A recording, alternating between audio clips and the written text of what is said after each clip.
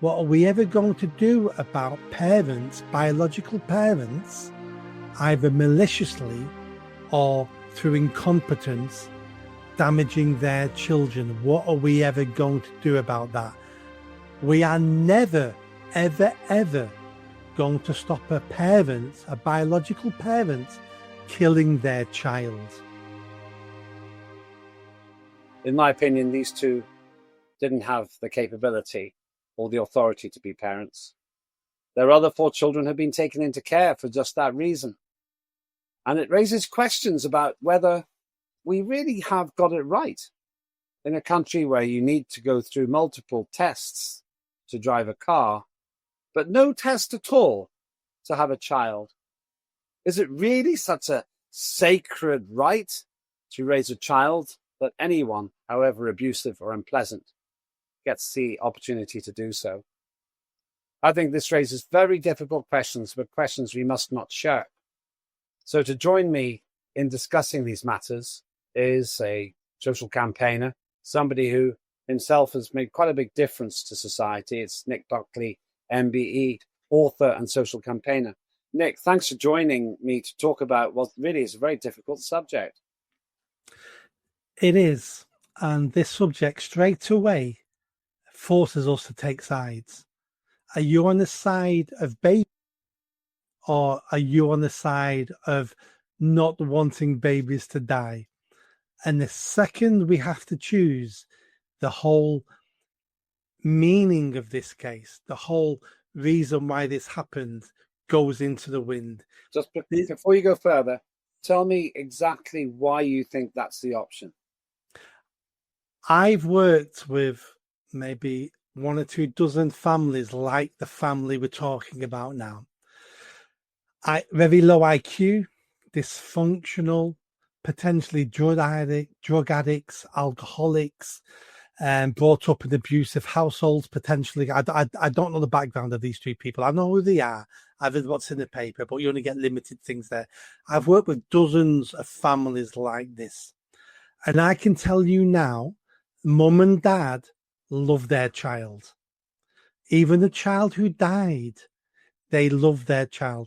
They were trying to do the best for their child by keeping it away from social services. Now, it happens to be true that their love for their child was diminished, was to a certain extent flawed, because they couldn't look after their child.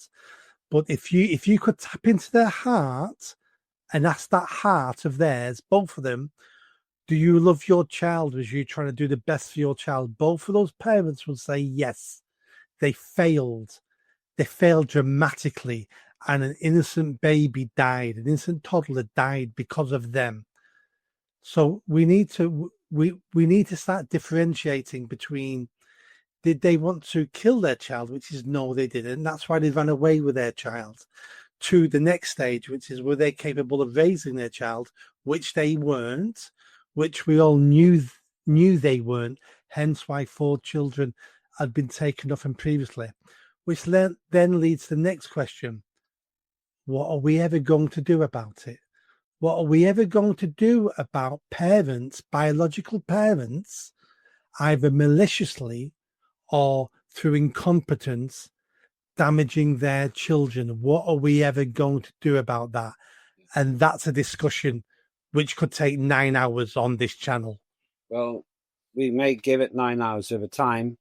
We'll probably give it, well, we will give it much less in this program today, just for limitations of time. But your position interests me. You make the assumption that there is no doubt at all that these parents actually loved their child.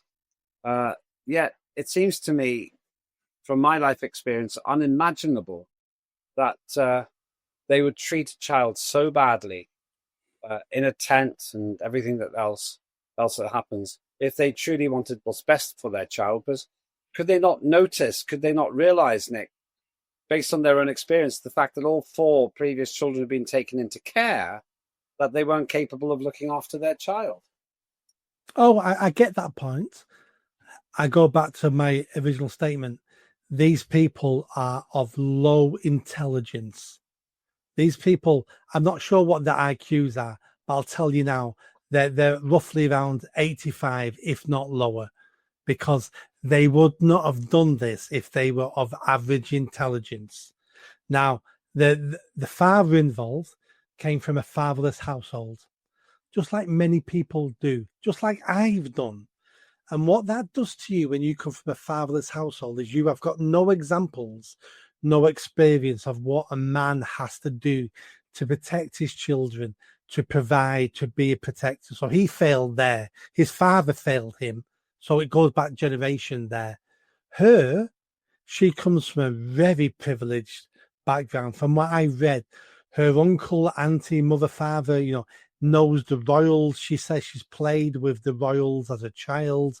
So not only is she spoilt, she also thinks she's better than everybody else, but she's of low IQ. I guarantee she is of low IQ. And when you're of low IQ, you don't think like me and you, Lembe. You don't think like me and you. You don't think of consequences. You don't think of the next step forward. You think of the here and now. You think, that's my child. I love my child. No one loves my child as much as I do. And she's probably correct in that. And then she thinks, I will look after my child. But they're not good enough, are they? They're not, and the child dies. I get that. And I get your outrage at that. But the question I would ask you is, what do you want someone else to do? What do you want the state to do to stop that? Because everything you mentioned now, I'll have a worse scenario than what you can present to me. It's a very challenging position you're taking. I find that interesting. The essence of unprecedented TV is to face these issues and to give space for true debate. Now, you're right. I felt true upset. You can't help but compare that innocent victim of circumstance, the 2-year-old, with their own children, and imagine what you would feel like if your own child suffered anything like that. As you say, Constance Martin and Mark Gordon, they ran away with their child, made a huge hike, spending thousands of pounds, as I understand it, on travel, until they ended up living in a tent in freezing conditions. It's not clear how the child died. She did, and they found the child under rubbish, discarded somewhere. Now, before we go further, because I do find your position interesting, and I want to listen to it without prejudice, what gives you the certainty that they were trying to do what's right for the child, given that they could have taken a different path and the child would be alive now? In other words, if they could see the child was in danger, and they must have surely understood that raising a child in a tent was ludicrously dangerous. Maybe you have a different view. Why is it that you're more sympathetic? And perhaps it is because of, as you infer, you have lived experience which I have not got. I'm not sympathetic with the two parents. Absolutely not. I think they're scum. I think they're idiots. And I think they directly led to the death of their child. The point I'm trying to make is the solutions to this are so complicated, it's hard even to get into. Now, you just said that they should have known better. Well, first of all, let's give it a given that they're mentally retarded, that they've got such a low IQ, or they're suffering from mental incapabilities that it stops them making rational decisions. So let's say that's a given. Because if it's not a given, then they need to hang. Okay, but let's say that's a given. The next question is, how do they know what's dangerous and what isn't dangerous? Because let me put this to you. You're a father. You're not perfect. You're not a perfect father. And we've not had this discussion previously. But I know for a fact you don't think you're perfect as a father, because no one's perfect as a parent. So does that mean because you know you're not perfect, you should hand your children over to the state to raise? And you would say no, because I can do a better job than the state of raising my children, even though I know I'm not perfect as a parent. and they would say exactly the same thing to you. Now, I'm not defending these two people. I'm absolutely not. I'd like us to move on to discussion of what are the solutions and why we don't implement no solution, because solutions we would need to implement would go against everything you feel is right in life, everything you feel would be righteous and correct. That's what we'd have to break to make to answer this question. Okay, let's go into that in a minute. Perhaps it could be that you have a view that these two were indeed below average intelligence, and they were trying to do the right thing but did the wrong thing. I'm intrigued to know what that could lead to. Here's one of her holding Constance Martin holding the baby, I believe. And they did get some sort of a pram, which they later discarded, some sort of a buggy. Interesting that you would say what you've said. The thing is that there's been quite a clear statement by the police. Let me just share this with you, because this I want to put on there, because it defines how the announcement was made about the outcome of this trial. Let's listen to this. We long fought for has finally been served for baby Victoria. The selfish actions of Mark Gordon and Constance Martin resulted in the death of a newborn baby who should have had the rest of her life ahead of her. She would have recently celebrated her second birthday, but this was snatched away by the very people who should have protected and cared for her. This was an incredibly challenging investigation for the hundreds of officers who were involved in the search. Our main focus throughout the search was finding Victoria alive, and we all remain devastated by her death. As anyone who's followed this trial will know, it was an incredibly complex investigation. Mark Gordon and Constance Martin deliberately avoided the authorities and continued to shield Victoria from us even after their arrest. This meant even the most experienced child pathologists in the country were unable to establish the cause of Victoria's death.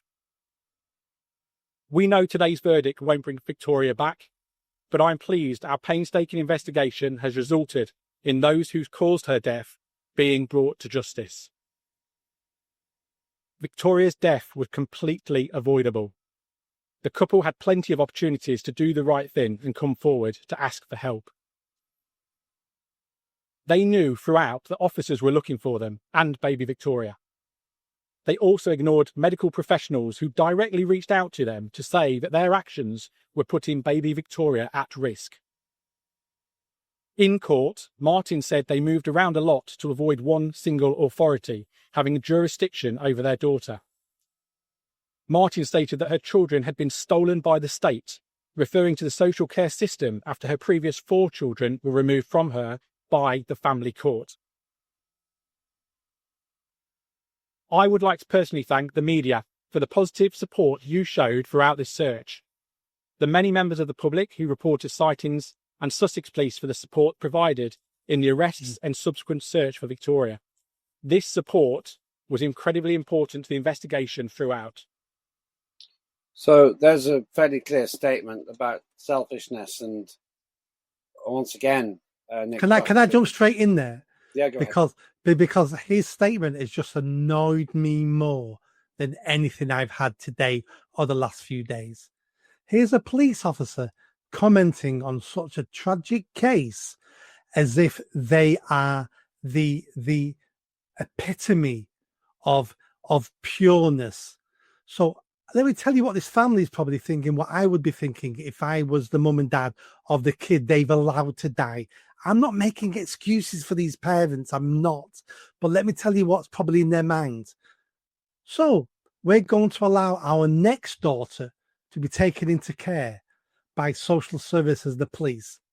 And what can we look forward to? We can look forward to in 10 years' time, them being gang raped by industrial Pakistani gangs of groomers across the country. Because that's what happens when you put your children into care. That's how much the police care about my child. They'll take the child off me because I don't agree with something I'm doing, but they will give my child then, when they reach a certain age, to Pakistani groomers and rapists. So that officer needs to keep his mouth shut, and the police should stop making comments on these sort of cases. I'm glad the police looked into this and tried to do the best. I agree with that. But coming out with statements at the end of the case is just annoying me, because they have no right to speak about child protection until every officer in the UK apologizes for 40 years of grooming gangs. So if you want to know why the parents didn't want to hand their child over, there's a great one straight away. Pretty challenging stuff. The things you're saying there, pretty challenging stuff. And I have to say, not the direction I expected our conversation to go, which doesn't make it wrong. It actually makes it tremendously significant, because I think nowhere else except here on Unprecedented TV would we get to the brass tacks on the basis of what you're saying. But I have to push back then and ask you this, Nick. You have issued a blanket condemnation of the state and social services, as if it's almost a foregone conclusion that a child will end up being raped. It can't be the case that all children in care go through that horrendous experience, though we do know that there is a national scandal which the current Labour government, and perhaps previous governments, but certainly the current Labour government, have done almost everything they can to try to avoid being exposed, together with many local councils. I agree with that. Why are you so unequivocally sure about the implications if that child had been...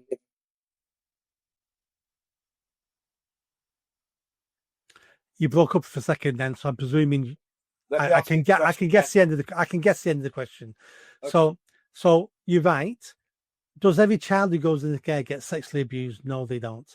But every single report in the UK on child services and taking children into care, every single report says this: every child who's taken into care by the state does worse in life than if you left them with the parents they already have. That's how bad our care system is.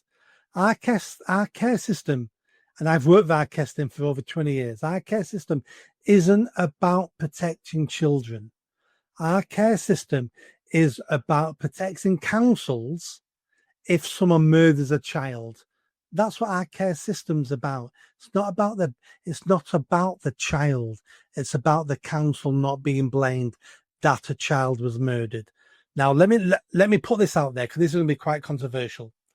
We are never, ever, ever going to stop a biological parent, killing their child. That figure will never go down to zero. We can stop strangers killing children, and we need to do a lot more work on that. We can even stop step parents and step partners coming on board, usually men, and killing children. We should do a lot more than that. But biological parents, it's hard. It's not hard. It's impossible to get that number to zero. We should try more. Of course we should. Every life is valuable, and we should try harder and harder.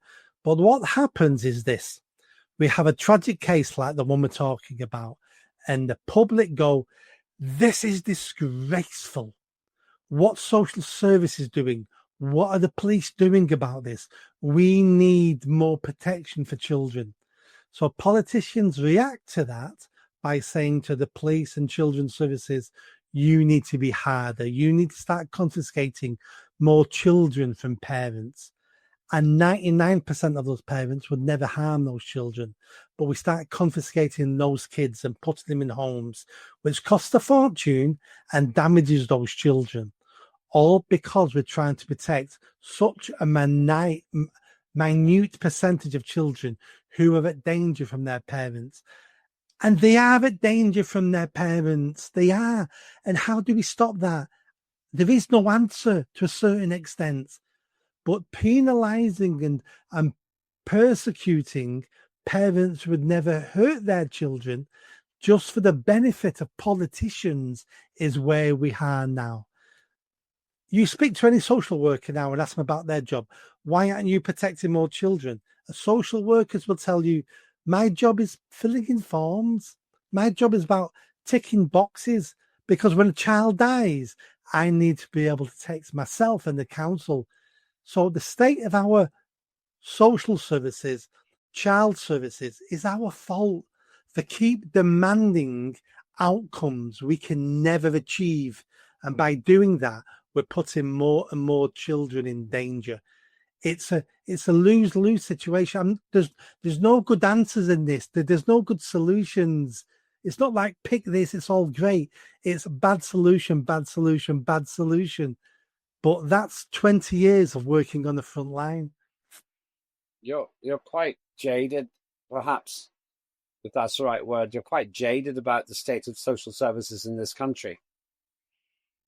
I've worked with them for 20 years.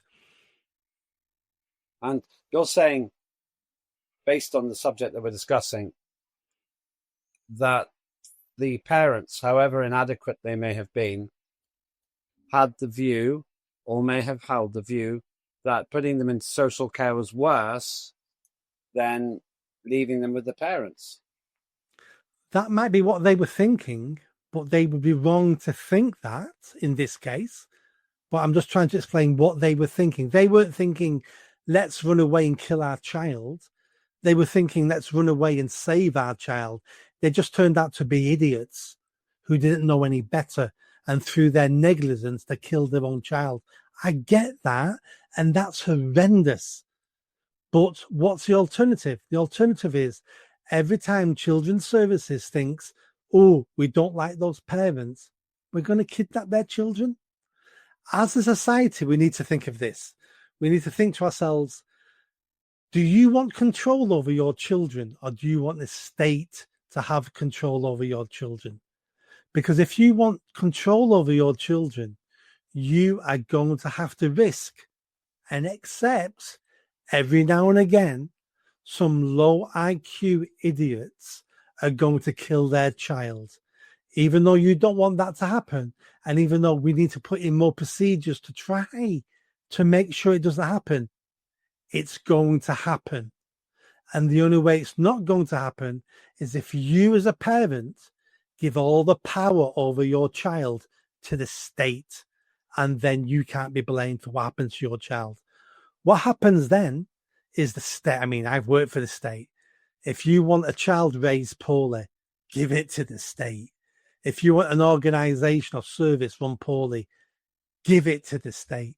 There's no perfect answer in this. My answer is, if you want freedom to raise your child, you have to risk poor parents allowing their children to die. Now that's an horrendous thing to say, but it's the only way you get to raise your child the way you want to raise it. Let me ask, I've had two further questions. Let me ask this, Nick. Do people have a fundamental right to raise children, to have children, in your view? If you'd asked me 10, 20 years ago, I'd have said no. But now it's yes. Because... But that's counterintuitive. No, if everything you said is right, yeah, and some people can't raise children properly, and this child died needlessly because of the inadequacies of the parents, that's what the court said, yeah, basically. Why did they have a right to have not one but 5 children? Great question. And I've struggled with this myself over a decade, and I've come to this conclusion now, which is, if we can decide who can have children and who can't have children, we'll decide one day you can't have children. You drink, you smoke, you're not going to be a good parent. You can't have children. The second we give that power to the state, it will be abused. Now, that's horrendous for this child who died. I'm not for one moment trying to explain away the incompetence of these parents, the evilness of these parents, the corruption of these parents. I'm not saying that's an acceptable thing for me and you to have freedom with our children. That doesn't exist, that morality. I'm just saying, if we give the state the power to say who can have children, who can't have children, we will regret that, because I'll tell you what, at this moment in time, the state wouldn't want me to have children. I'm far too right wing. No, you voted Brexit, maybe. You can't have a vote because you don't understand the direction of the country. It will be perverted, like all laws are perverted. I would rather, it's not like I'd rather have deaths of children. I wouldn't. I've spent 2 decades protecting children. I've worked with these families. I've stopped them, but through neglect, killing their children. I've stopped girls being raped. I've spent my life doing this. It isn't like I don't care. It's me looking forward and saying, if we control this too much, we're heading down a path where it is a dictatorship. It's authoritarian rule. You will not be allowed to have children. I will not be allowed to have children. And let's say it gets to a stage where you can't raise your child unless they're a vegetarian. You can't raise your child unless they're, pro-migration. This is just incremental changes that will happen. We can't allow the state to get involved.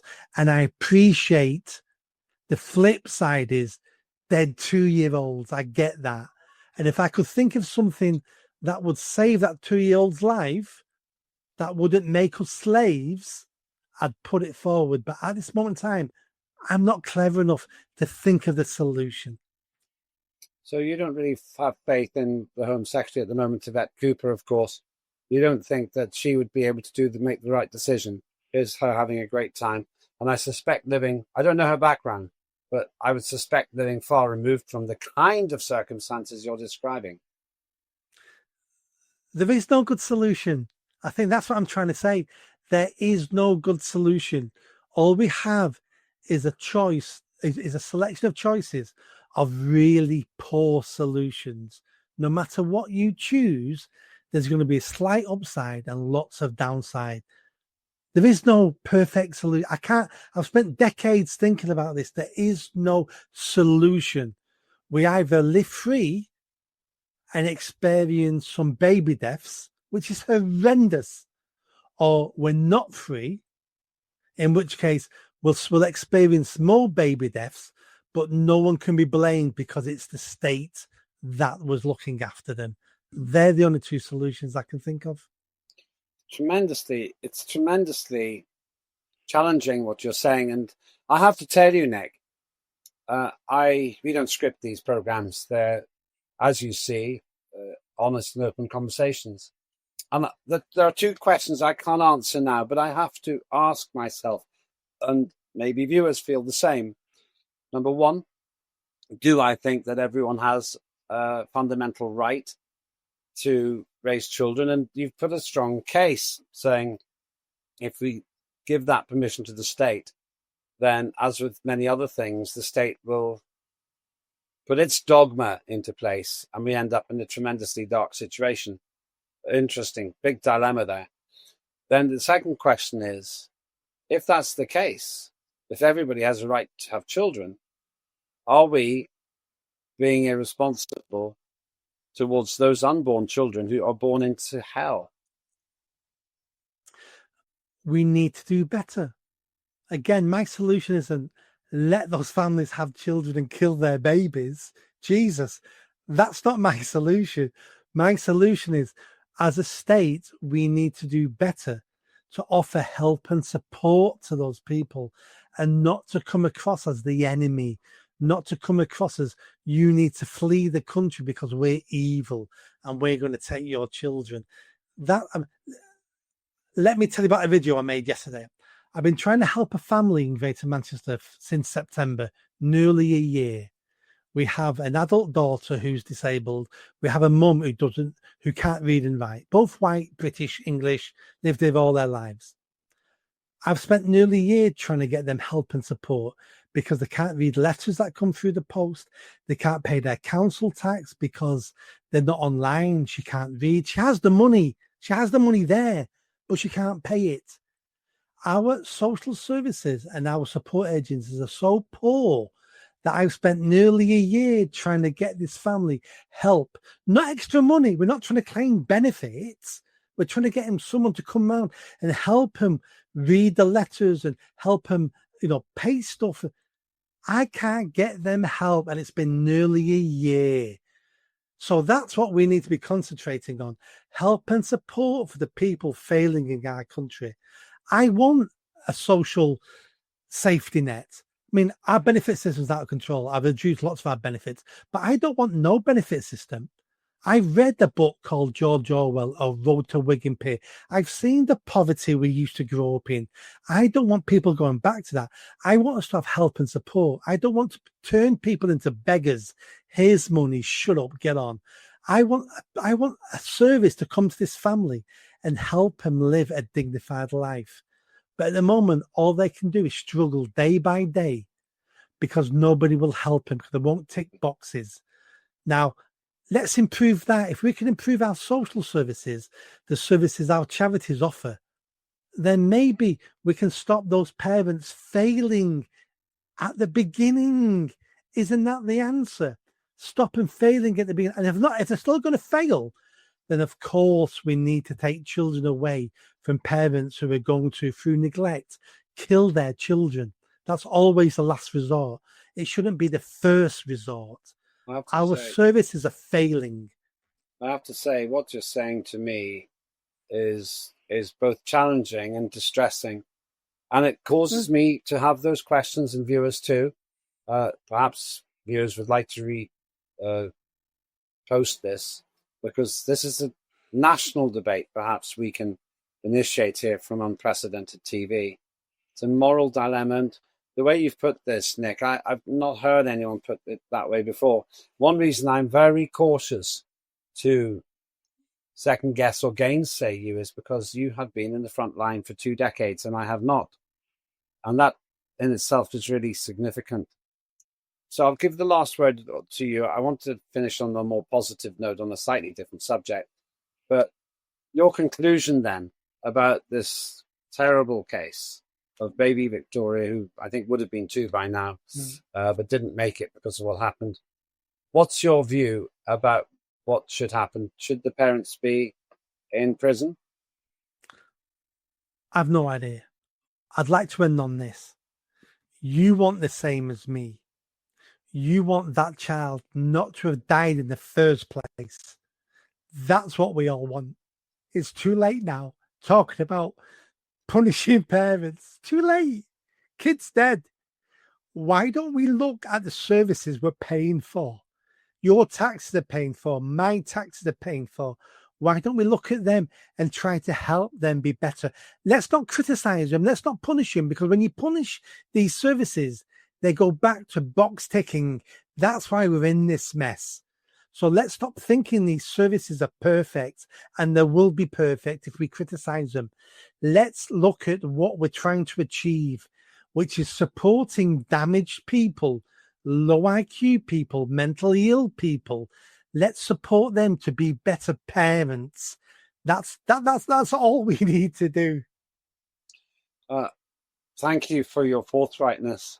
I never doubt your authenticity or your sincerity.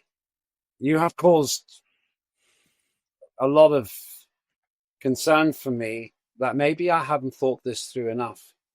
There is a temptation, natural temptation, as a parent myself, to want those people to be punished, perhaps as a warning to others. But I see the point you're making too. So I end up conflicted, Nick Buckley, talking with you about this today. And I thank you for being so clear on it. Not what I expected you to say.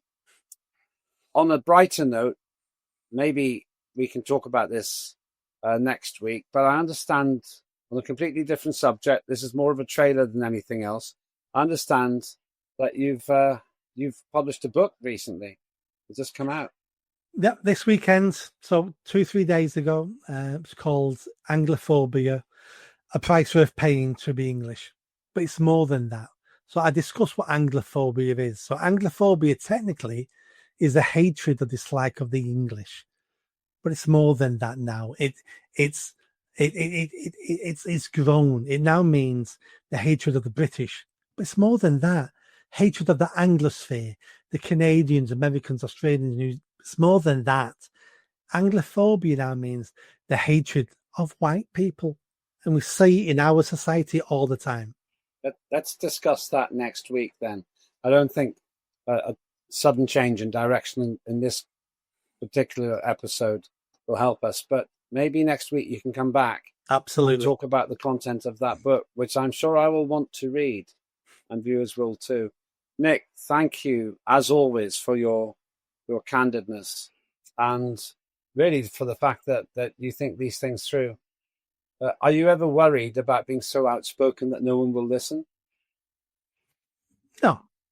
I don't care if people listen or don't listen, because I've come to the conclusion now that when I'm on my deathbed and my children, my grandchildren, my great-grandchildren say to me, Pops, the world's a mess, the country's a mess. What did you do to fix our country? I can smile and say, I tried. And that's all the man can do is try.